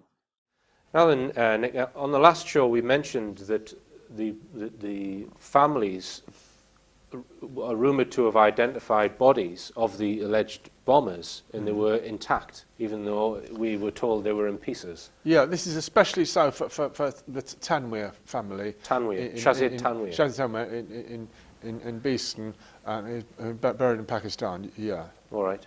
So, and I mean, have we got testimony from his family saying that his body was intact? Afraid not, no, but there's a couple of quite reliable truth investigators who spent a week in Leeds, and they got testimony from friends of the family saying that. And it's on the Official Confusion website, and that is a fairly reliable source. All right. I mean, we would really, really like to be able to meet the families and talk to them and ask them these questions, as you know, Richard. Yes. And it is, unfortunately, very difficult to get to speak to virtually any of the key people in the story. Right. Ninth chapter title, Epilogue.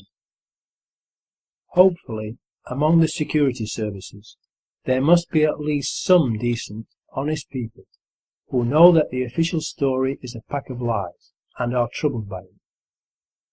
Unfortunately, they are all keeping quiet about it. We need them to have the courage to come forward and say what they know and arrest their evil colleagues and bring them to justice if they don't want to be also condemned as accomplices of the government and media criminals who committed treason and mass murder that day and helped to cover it up, enabling the Orwellian Big Brother police state plans for Britain to pick up steam, and the real perpetrators, the New World Order government terrorists, to plunge the world into World War III and Armageddon. Tony Farrell, who was South Yorkshire Police's principal intelligence analyst for 12 years and a devout Christian, was troubled by the lies and was the first insider to bravely stand up for the truth. A sergeant with the London Anti-Terrorist Branch, who is also a Christian, has now started to sue the Metropolitan Police over the murder of John Charles de Menezes. So we have another brave Christian soul willing to stand up for the truth. What's wrong with the rest of you insiders, you spineless cowards? And where are the millions of Muslims in all of this? Why do Christians have to stand up for the Muslims and suffer losing their jobs and livelihoods? Why aren't Muslims getting involved en masse and helping us to clear these young Muslim men's names and thereby exonerate their religion? Tony Farrell had worked for South Yorkshire Police, the 13th largest of the 44 police forces in the UK, for 17 years and had been employed for 12 years as their principal intelligence analyst. His job involved producing a yearly strategic threat assessment matrix to determine how the police force had to prioritise its activities.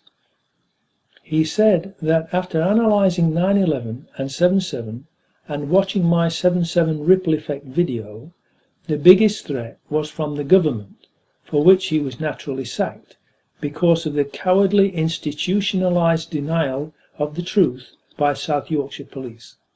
He was not willing to be an accomplice after the fact to these horrendous crimes and mass murder. Those who are keeping quiet are accomplices to mass murder and are also committing misprision of treason, which carries a maximum life sentence.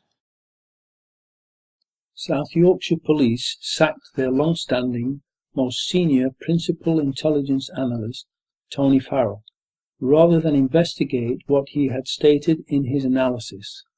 Meredith Hughes, who was the Chief Constable of South Yorkshire Police, absolutely refused to investigate Tony Farrell's analysis that supports the contents of my original 7/7 ripple effect film.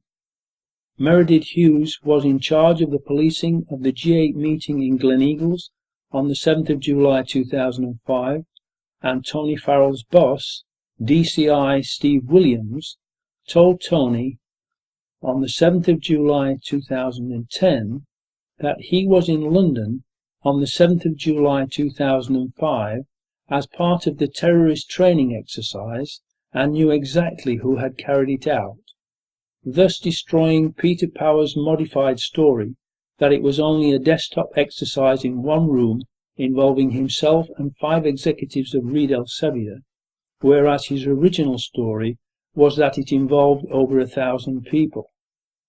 Were Chief Constable Meredith Hughes and Detective Chief Inspector Steve Williams of South Yorkshire Police involved in the planning of the bombings on the 7th of July 2005, and was that why they sacked Tony Farrell, rather than investigate his analysis to cover up their part in it? They can't sack everyone. Come on, stand up and be counted. Do the job you are paid to do, like brave Tony Farrell did. He was sacked for doing his job properly and refusing to tell and peddle the government's lies. Where is your backbone? Or are you spineless cowards and have a yellow streak instead of a backbone? One day you will meet your maker and have absolutely no excuse for your inaction. Wake up from the conditioning and mind control programming you have been subjected to, and the cognitive dissonance and institutionalized denial you are suffering from. The sleeper must awaken. The sleeper must awaken. Why do you think they have made a Big Brother TV program? To program people's minds and get them used to the idea of living under constant surveillance, and to like it, and volunteer to take part in it. Why do you think they are called programs? It is because they are used for mind control, brainwashing, programming of the public's minds into obeying and sleepwalking whilst following their New World Order hidden agenda. The sleeper must awaken. The sleeper must awaken. The television is the greatest mind control and propaganda weapon ever invented. Do you think you should be paying for a TV license to fund all their programming of your mind and the lies and propaganda they are broadcasting to deceive, brainwash, control and enslave everyone, including you? Does the TV and watching it not already control most of your life and the way you think? Woe is us! We're in a lot of trouble! Because you people and 62 million other Americans are listening to me right now. Because less than 3% of you people read books. Because the only truth you know is what you get over this tube. Right now, there is an entire generation that never knew anything that didn't come out of this tube. This tube is the gospel, the ultimate revelation. This tube can make or break presidents, popes, prime ministers. This tube is the most awesome goddamn force in the whole godless world. And woe is us. This company is now in the hands of the Illusion Corporation of America.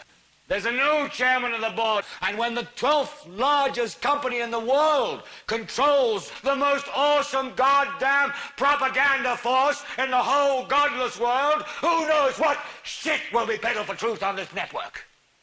So you listen to me. Listen to me. Television is not the truth. Television is a goddamn amusement park. Television is a circus, a carnival, a traveling troupe of acrobats, storytellers, dancers, singers, jugglers, sideshow freaks, lion tamers, and football players. We're in the boredom-killing business. So if you want the truth, go to God. Go to yourselves, because that's the only place you're ever going to find any real truth. But man, you're never going to get any truth from us. We'll tell you anything you want to hear. We lie like hell. We'll tell you any shit you want to hear. We deal in illusions, man. None of it is true. But you people sit there day after day, night after night, all ages, colors, creeds. We're all you know. You're beginning to believe the illusions here. You're beginning to think that the tube is reality and that your own lives are unreal. You do whatever the tube tells you. You dress like the tube. You eat like the tube. You raise your children like the tube. You even think like the tube. This is mass madness, you maniacs. In God's name, you people are the real thing. We are the illusion. So turn off your television sets. Turn them off now. Turn them off right now. Turn them off and leave them off. Turn them off! Do you think you should be paying for all those CCTV cameras and their operatives to spy on you everywhere you go, so they can enslave you and fine you, thereby stealing your money for doing nothing wrong? Especially when they use your own money from those fines and taxes to pay for even more CCTV cameras, so you have even less privacy and freedom. And then they claim that the cameras do not work when there is a real crime being committed by the people who control the cameras. Don't you realize that in paying fines and taxes, you are actually paying for the chains they are using to enslave you with?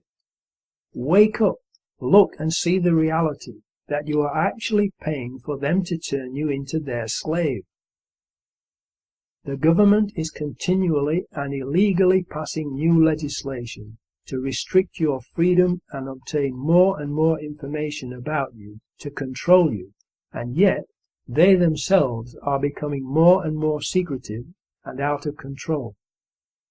They have turned the relationship between the people and government into the opposite of what it should be.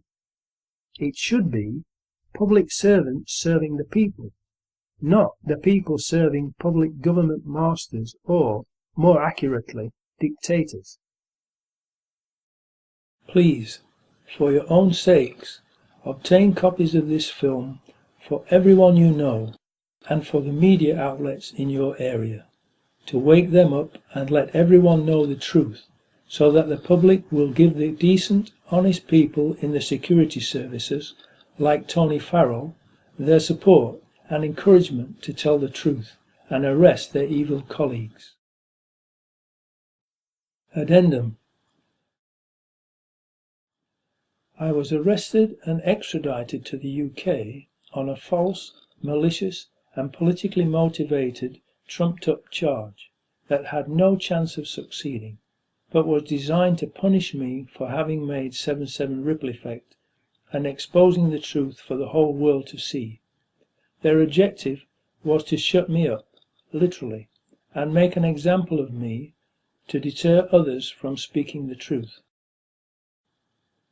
During my trial, in all the local newspapers throughout the British Isles, they quoted that I had told John Hyman that his daughter Miriam was not on the number 30 bus. Here is proof that she wasn't on that bus. The parents of Miriam Hyman, 32, a freelance picture researcher from East Finchley, North London, don't know what else they can do. They last spoke to her around 9:30 a.m. on Thursday when she was outside King's Cross. She had been trying to get to work at Canary Wharf. "We've had no news," said her father, John, who is retired. "She certainly wasn't injured on the Underground, because I spoke to her, and at that time she was with a crowd of people evacuated from trains on the pavement outside King's Cross Station. The only other possibility, apart from a road accident, is if she was on the bus that was blown up. The reason we think that is unlikely is because it wouldn't make sense for her to take that route. And I was speaking to her about that time, and her office phoned her at about 10 a.m., which was about 10 minutes after the explosion, to say, 'Don't come in.'" And from another article in the Something Jewish paper, Miriam Hyman, 32, called her father from outside King's Cross Station at 9:45 a.m. on Thursday morning and said she was fine, but her family has not heard from her since. She called her dad at 9:45 from King's Cross Station, and the number 30 bus blew up in Tavistock Square at precisely 9:47, only 2 minutes later. It takes 10 minutes to walk from King's Cross to Euston, and it is therefore impossible for her to have been on that bus and been killed on it, and then her office to speak to her at 10 a.m. to tell her not to come into work at Canary Wharf, the place where 3 alleged suicide bombers were shot and killed that morning, just like John Charles de Menezes was 2 weeks later. Her dad, John Hyman, confirmed to us that his daughter Miriam phoned him at 9:45 from King's Cross. Did she ignore her officer's instructions not to come into work at Canary Wharf and meet the alleged suicide bombers on the way, and was killed along with them? Then her parents told that she died on the number 30 bus? Or, as some people believe, Miriam is still alive? Some new evidence has recently come to light. I was contacted a few weeks ago by a man whose friend was at a Thameslink line station on the morning of 7/7. He was of Muslim appearance and waiting on the platform at Gatwick Station. At 10 a.m. he was singled out by 10 armed police bearing large MP5 submachine guns, wearing black bulletproof vests and white shirts. They were pointing their guns straight at him, and he feels quite lucky to still be alive. He has documentary evidence to prove he was apprehended at this location and at that time. Now, let's just assume that the alleged bombers who were stranded at King's Cross, not knowing what to do after real bombs had gone off, headed back to the Thameslink platform from which they had got off earlier. This isn't unreasonable. Remember, they had very little knowledge of London, and it is more likely they would flee to a known route, perhaps retracing their tracks. If they went back to the same platform and jumped on the first train, this would be a Thameslink line train heading south. Such a train would go to Gatwick and could explain why the man was mistakenly apprehended at gunpoint at the Thameslink Gatwick platform at 10 a.m. The authorities could have easily tracked the men to the Thameslink train using either CCTV or mobile phone positions. Looking at the Thameslink route map, they perhaps thought Gatwick might be a likely destination for the fleeing Patsies. But if the Patsies changed trains at London Bridge to get on the Jubilee line, where does this go? You guessed it, Canary Wharf, where they were shot at around 10:30 a.m. The time of 10 a.m. at Gatwick ties in with the bombers fleeing south on the Thameslink line at about 9:10 a.m., which is 20 minutes after the bombs went off. If they left King's Cross at 9:10 a.m. on a Thameslink train, that would get them to London Bridge by 9:35. Allowing 15 minutes at London Bridge Station, they would have arrived at Canary Wharf at about 10 a.m. This gets them to Canary Wharf in time to be shot, as reported in various newspapers, at 10:30 a.m. It really is an utter disgrace that myself, Nick Colostrom and others have to do the job of the police and the media because they haven't investigated this case correctly. But hey, they are controlled by the strings of power which prevent them from doing this. What utter spineless wastes of space they really are. I and other very serious truth seekers have been repeatedly verbally attacked for our work in exposing the truth about 7/7 by people who, strangely enough, claim to want the same thing we do, but go around vociferously attacking us everywhere they can for no good reason. They are acting like gatekeepers to try to prevent us from succeeding in opening the floodgates and shining the light of truth on the real perpetrators of 7/7. Lenin said that the best way to control the opposition is by leading it, and that role of gatekeeper is played very well by Rachel North and Bridget Dunn and other members of J7, who have consistently gone out of their way everywhere they can, as often as they can, to attack other truth seekers, including myself, to try to undermine us and thereby prevent us from succeeding in bringing the real perpetrators to justice. The best way to control the opposition is to lead it ourselves. Vladimir Ilyich Lenin. One can understand the scurrilous beneath contempt BBC attacking us, because, after all, they are the government's official propaganda and disinformation agency. And they, in fact, did attack and try to discredit me and others with their Conspiracy Files 7/7 hit piece. However, they only shot themselves in the foot, both feet really, because, as a result, more people watched my film and saw that it is far more credible than the BBC's hit piece. Professor Ridley Duff did a very scholarly comparison between my film and the BBC's and came to the same conclusion. Tony Farrell, who was South Yorkshire Police's principal intelligence analyst for 12 years, also agreed with me, for which he was naturally sacked because of cowardly institutionalised denial and cognitive dissonance. Because I refused to play ball with the BBC and recount on what I had said in my film, the government decided to hit me with the bat, the bar actually, and I was maliciously charged, arrested and extradited to the UK on a false, malicious and politically motivated charge of doing an act tending and intended to pervert the course of public justice. The investigation, called Operation Fabula, the forensics, the extradition, my incarceration and trial must have wasted hundreds of thousands of pounds of your taxes. They don't care how much money they waste, because it is your money they are wasting, not their own.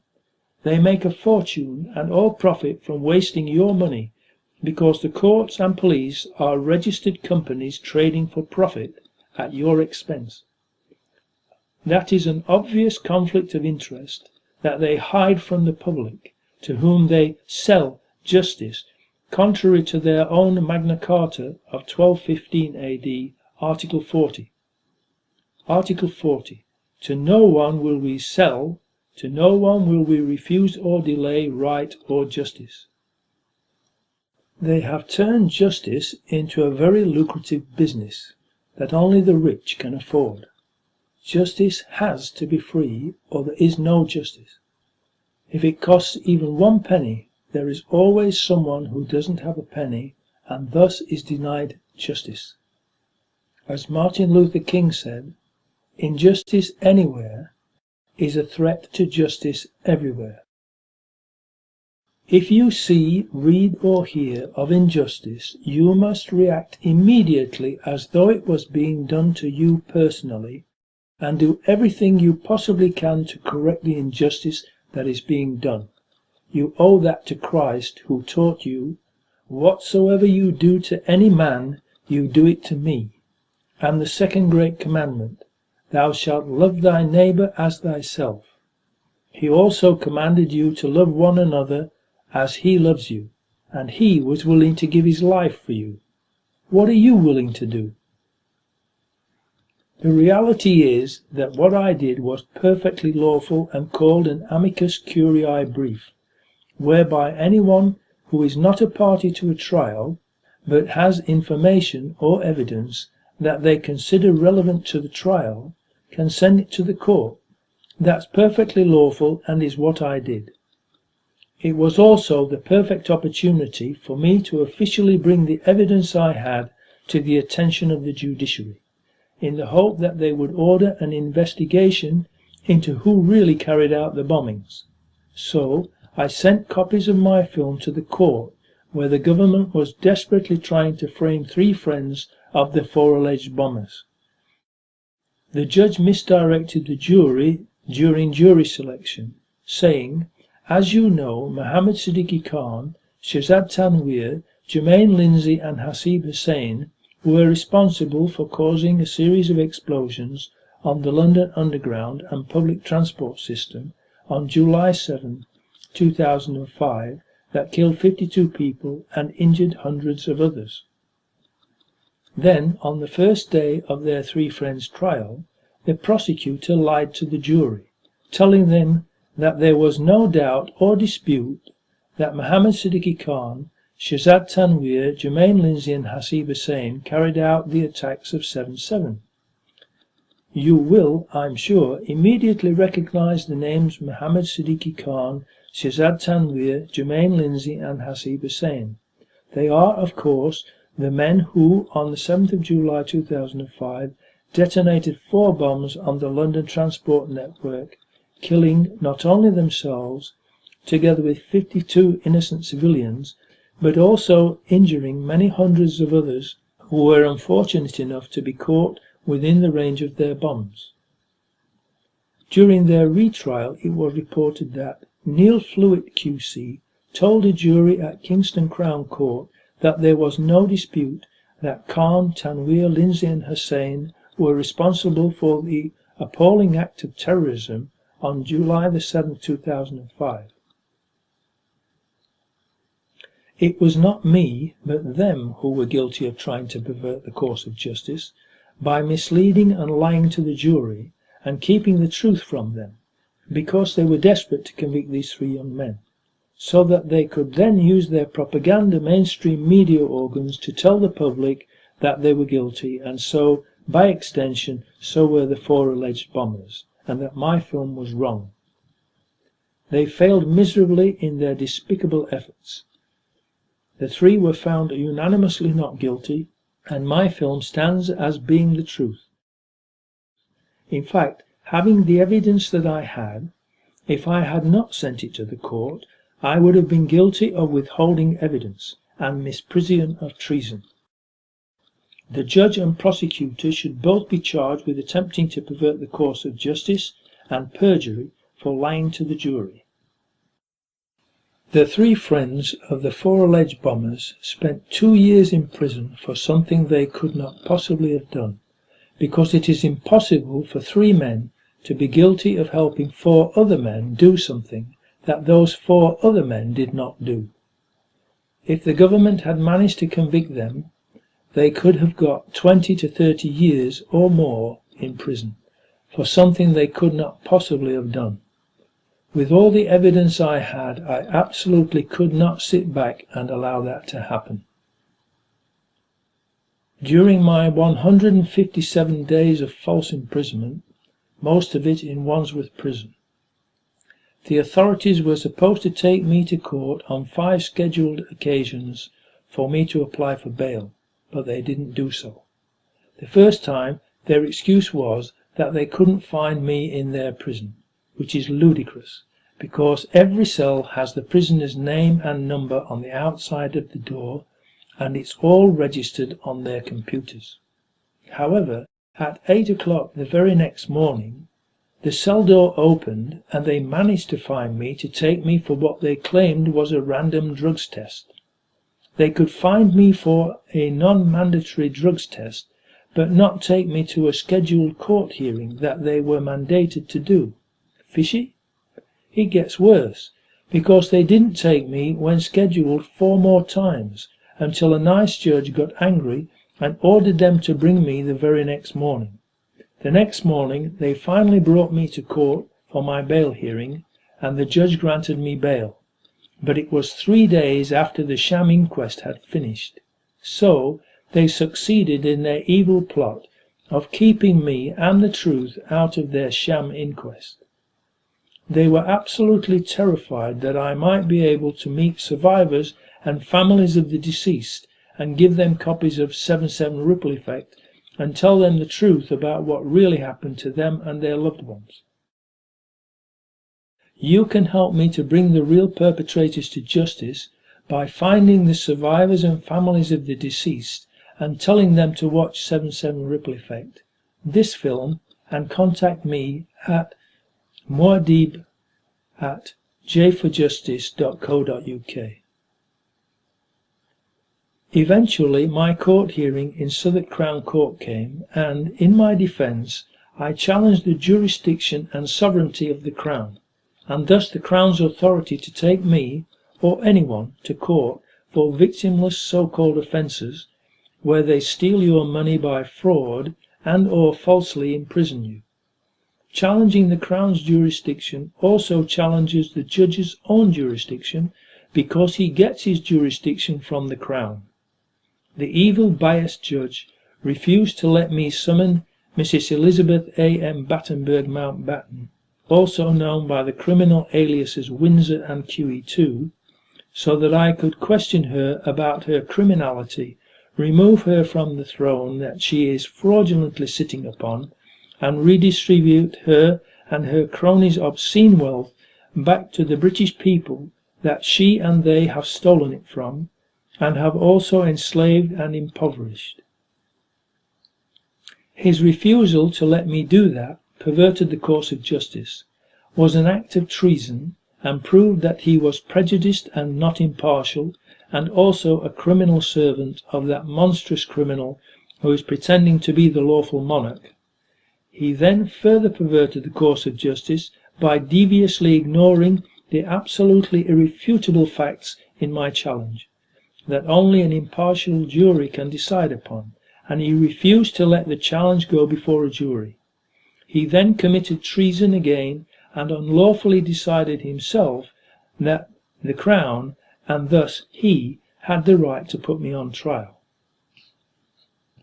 It is a legal maxim that no man can judge in his own cause or in a cause to which he is a party, and I pointed that out to him, but he ignored it and decided himself that he had jurisdiction. As expected, because it was a frivolous, malicious and politically motivated prosecution that never had any prospect of success, I was found not guilty.